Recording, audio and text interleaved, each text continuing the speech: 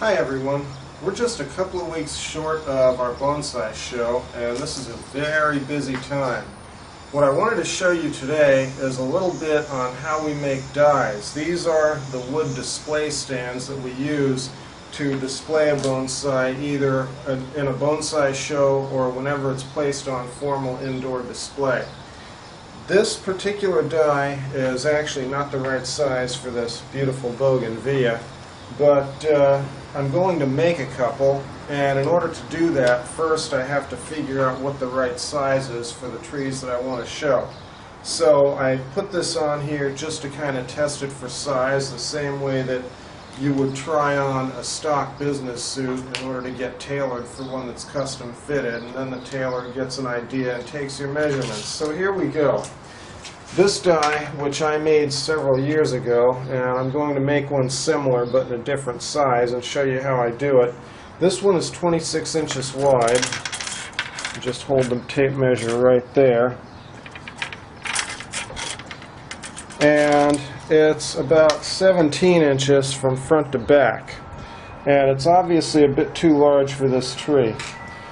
Now the exact sizing of the die is an inexact part of the art, and it should be substantial enough to look like it's properly supporting the tree in the pot, large enough to be a little bit under the spread of the tree's branches. So in terms of width, I'm looking at this and I'm thinking somewhere around 21 inches wide, because like I said, this one's just a bit too large. And then front to back, we're at 17 inches here, and we're going to go to maybe 15 inches, which should be enough to give the appearance of substance under the pot and without looking too skimpy. So 15 by 20 or 21, and I'm still just kind of measuring back and forth and getting a feel. So we'll take some notes on that right here. Now I have an elm, which also needs a die. And again, we'll run the tape measure across it.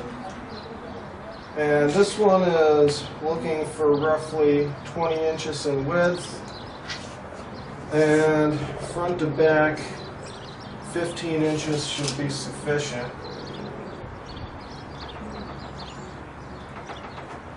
So we're going to make two for these trees. One is going to be roughly 15 by 20. The other one I think I'll make slightly larger at around 16 by 21. And we have one more tree that we need to make a die for. So we'll put this one back and we'll go get that third one. This maple also needs a die for this show, but it needs one slightly larger than the other trees due to its greater height.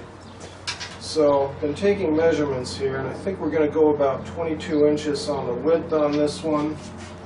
And front to back, we're going to go probably somewhere around 16 inches because the pot's a bit more substantial. So from here, we'll go to the garage and we'll start on the woodwork. We're going to make the top of the die from oak plywood, and I have a nice 2 by 4 foot project panel here that I bought at the local big box hardware store. And the first thing we did was we measured off the lines in order to nail down the exact size of it.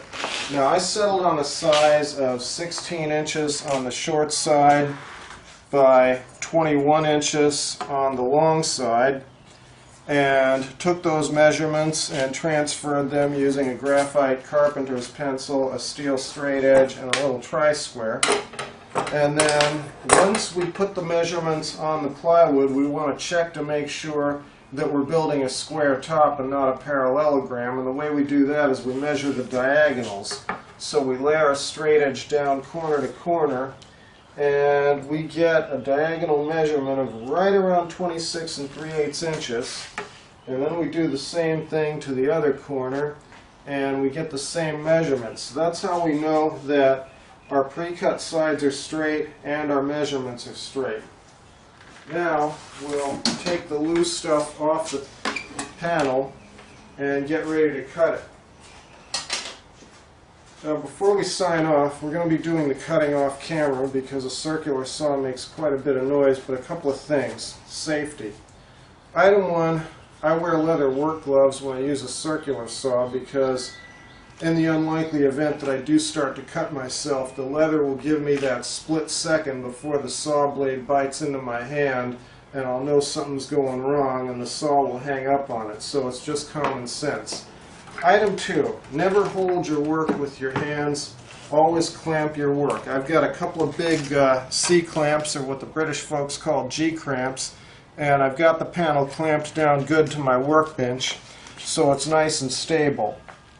And finally, item 3, eye protection. The eyeglasses I'm wearing are using Crizal impact resistant lenses, and so I'm not going to change out of them for this, but if you don't wear eyeglasses, and if your eyeglasses don't have good lenses on them, then you might want to consider wearing eye protection when you use a saw like this. Not that it's likely to throw anything really big, but it will throw a lot of sawdust, and if you get some sawdust in your eye and you can't get it out, you may end up having to take a little trip to the local urgent care facility. Now finally, when we cut oak plywood like this, we use a fine-tooth blade on the saw so that we get a very smooth cut, a very fine cut, doesn't require a lot of cleaning or trimming afterwards. This is a 150 tooth blade here. It's designed for fine cuts on hardwood, and so that's what we're going to use it for right here.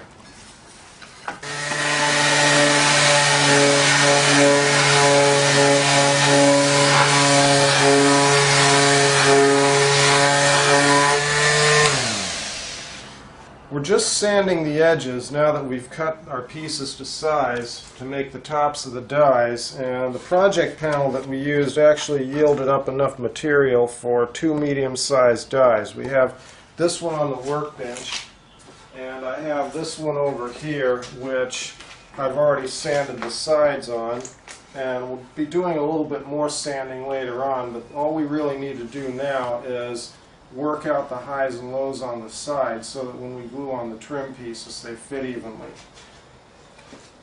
The next step, once you get the sides trimmed out, is to take a trim piece, and this is an oak trim piece, again from the big box store. This is called screen bead, and this is what makes it possible to make dies in this way. The width of this is 3/4 of an inch, which is the same as the thickness of the plywood. The next thing we have to do is we have to bevel cut the corners on this and cut it to size.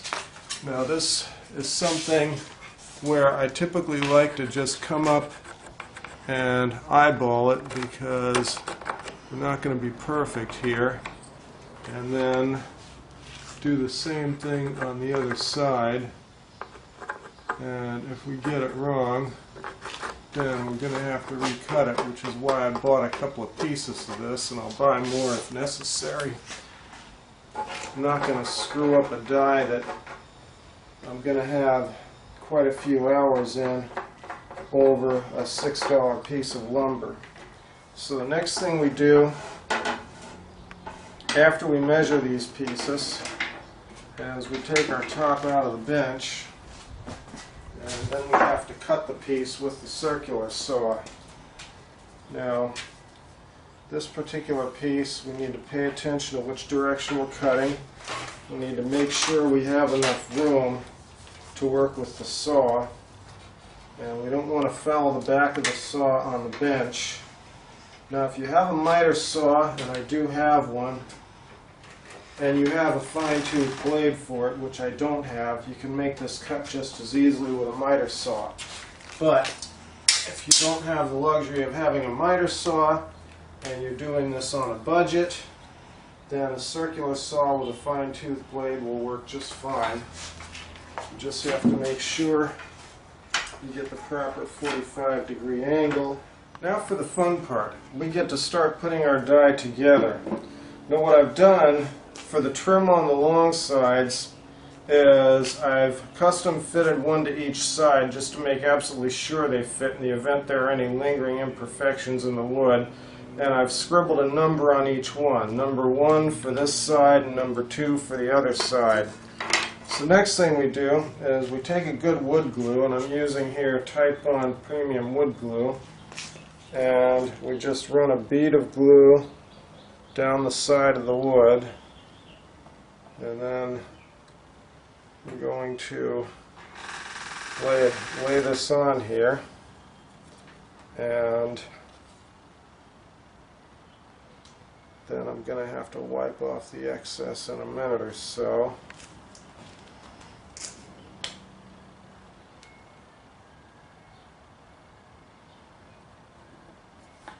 And very carefully lay this on. Now I'm not too worried about the excess glue at this point because it takes a while to set up, and once we get this thing clamped down, then we can clean up the excess and worry a little bit more about making it pretty. So this is the other side, side number 2.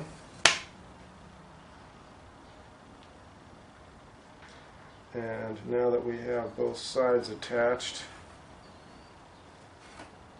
I'm just going to carefully lay this down on the bench and hope these don't move around too much while I'm getting my clamps ready to go. Now these clamps, and these are 36-inch clamps because I use them on the long sides of the really large ones, but they just have pads and they just go down with a trigger.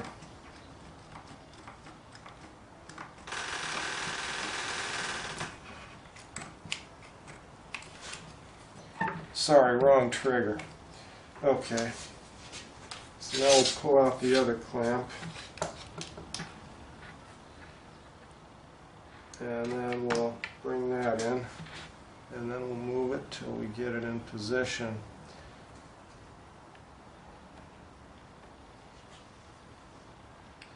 Okay, this end is pretty good.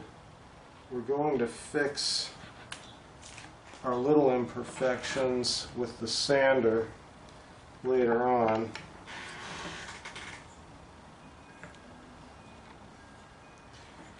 So this doesn't have to be totally perfect.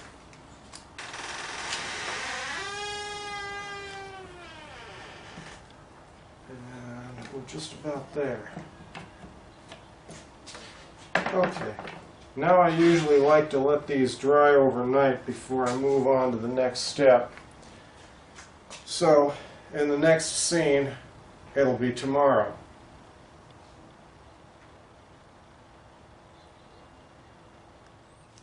This is the top of our die or bonsai table so far. Haven't decided yet which side's going to be the actual top or bottom. We've got the sides trimmed out and the glue is drying pretty nicely, and at this point it just needs some heavy sanding in order to smooth out all the little imperfections. The next step, while we're waiting for the glue to finish drying, it has set up but it's not totally dry, but the next step is to make the legs. Now I have an older, larger die here that I made a few years ago, and I'm using that kind of as a point of reference to give me an idea of what the legs should look like relative to the tabletop. So I've got the legs on this one, and I have a piece of oak lumber here, 2x2, to use to make the legs for the new one, and tape measure and tri-square. So we'll just set this down for just a moment here, and we'll measure these. And on the old one, I made the legs 4 inches long. Now, since the new one is a little bit smaller and is designed for a smaller tree, we're going to make the legs a little bit shorter. And I'm looking at this and thinking 3 inches, 3 1/4 inches is just about right. So we'll take the new tabletop back up here and take a look and just kind of hold the measure up and eyeball it. And I'm looking at this, and I'm thinking 3 1/4 looks a little long, so 3 inches is what it's going to be. So the next step, now that we decided the legs or feet on this are going to be 3 inches, is to set this aside. And if you'll take a look over here, the other one we did, we've got 2 sides on it glued, and we're waiting for those to dry, and we're going to do the 2 other sides a little bit later on.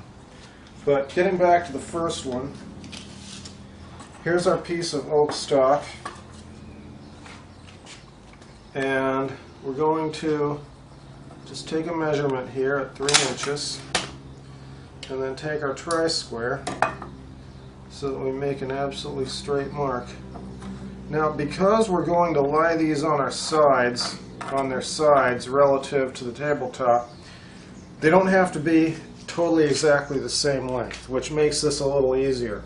Now, if we were going to set them up vertically, like I've done on some other dies I've built, then I would have to try to get them to as close as possible so it doesn't wobble when it stands up. I've done that before. There is a technique for doing that, and we will cover that in some future video on making dies. But for now, we're going to mark this off at 3 inches. Then we're going to cut. Instead of marking off 4 3s and then chopping them all at once, my preference is to cut them one at a time, because if you mark 4 and cut 4, you can have errors accumulate along the way and you can have inaccuracies build up. So let me go get the work gloves. I broke down and bought a fine-tooth cutting blade for my miter saw, and I've been using it to cut pieces today as opposed to yesterday when I was cutting them very carefully with a handheld circular saw. Something I learned of interest is that the miter saw, because it uses a 10-inch blade and the circular saw uses a 7 1/4-inch blade, the miter saw's blade is a bit thicker, and that is making a slight difference in how the cuts come out on the wood. So having had a long-term acquaintance with my circular saw and only having had a miter saw in the past year or two, I'm having to adjust the way I do things. And here, this came out literally about 1/16 of an inch shy of 3 inches because of the thickness of the saw blade. So on this one, what I'm going to have to do to adjust for that is I made the mark at 2 15/16 inches, but I'm going to be cutting a bit wide of the mark and see if I can get these things right. I do have enough wood here to do things over and make more leg pieces if I need to, but you know, oak being a little expensive, my preference is to try to get them as close as possible on the first try so that I don't have to do things over and use more wood. Here are the 4 legs. Now they have to be sanded. I'm using 120 grit sandpaper here to just kind of take the edges off and smooth them out a little bit before we start assembly of the die. And there we go.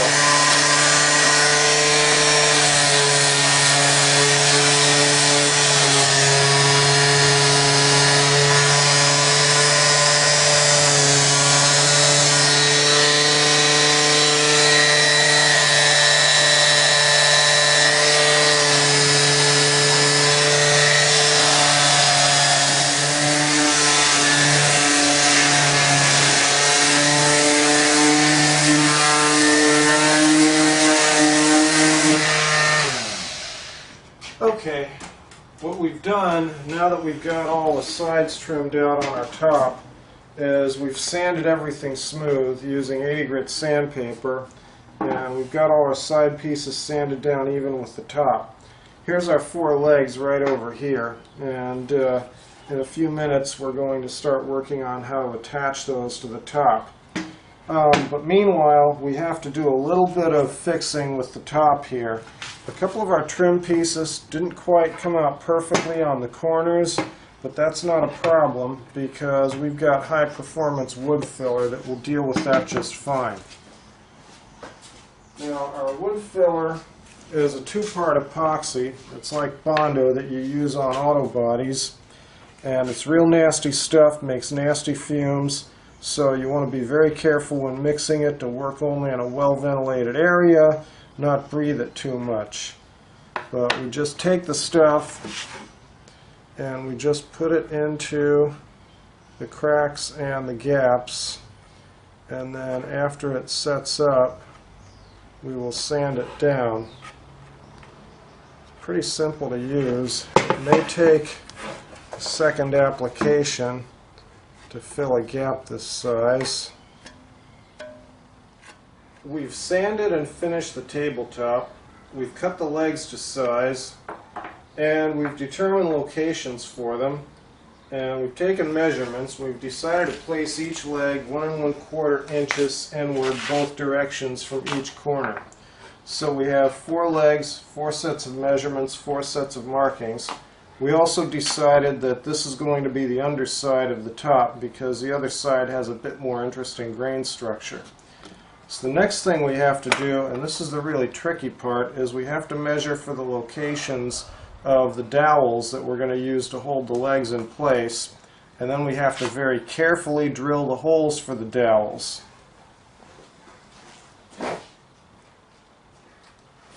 This is a fluted hardwood dowel that we're going to use. This drill with a collar on it is what we're going to use to drill the holes. But first we have to determine the locations. Now, the locations can be imprecise on one side, but then when you measure off on the other side, it has to line up exactly or you're going to have a problem. So what I typically like to do is set a leg in place and then find roughly the center line, and then we'll make 2 more marks approximately where we want our dowels. Try to space them out so that they're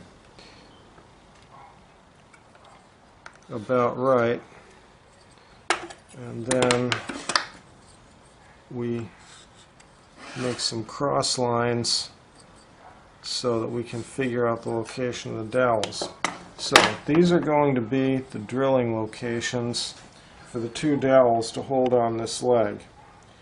Now the next step is we have to transfer our markings onto the leg itself, and this is the easiest way to do this. So we'll just make marks on the sides of the leg and take them over the corners. And then we'll take our little tri-square tool and try to get as much perpendicular on here as we can. And then we draw the line there. And then we need another line here. Now, there's one other little trick to this because we haven't measured these equidistant from both sides. Got to remember when you put this back on, you're going to line up these markings with the ones on the tabletop.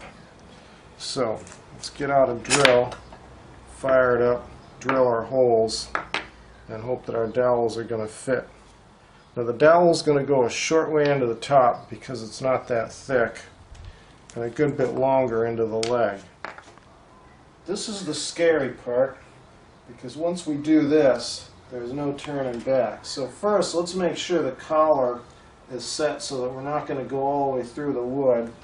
And it looks like we're good there. Second, we'll put the point of the drill bit right where we want it. And we're not going to go hog wild here. We're just going to go a little bit at a time, hang on to our patience, and make sure we do this right. The oak is very hard wood, and so the drill goes through it fairly slowly. We've drilled holes in the underside of the tabletop and corresponding holes in the bottom of the leg. The next step is to put a little glue into the holes and then use a mallet to pound the dowels into place.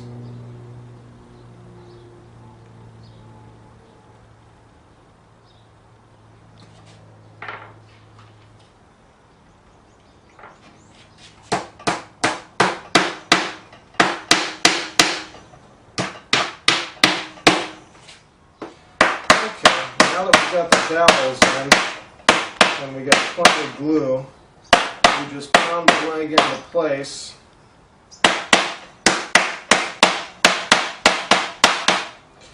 And after we do the other 3, our stand will be ready for finish sanding and staining.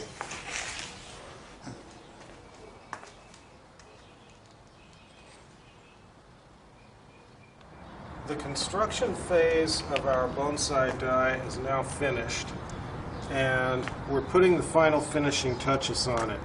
I've actually already finish sanded it and stained the underside, And now we're going to stain the top, and we're doing this out in the sun to speed drying time. Now I'm using a one-stage stain and polyurethane here, and we're staining it in kind of an antique maple color because that is what will coordinate with the trees that we anticipate displaying on it. Now the trick with the stain is to plan on doing 2 coats because it's fairly thin going on, and try not to leave brush marks, which is somewhat easier said than done. But the nice thing about this stuff is most of the brush marks will dry out of it. So we just spread it on. And that about finishes our bonsai stand. We're just laying a little bit of last-minute touches on here, and then we're going to let this air dry in the sun. And then after it dries overnight, the next and last scene of this video, we'll show it to you with a bonsai on it in a somewhat more formal display setting.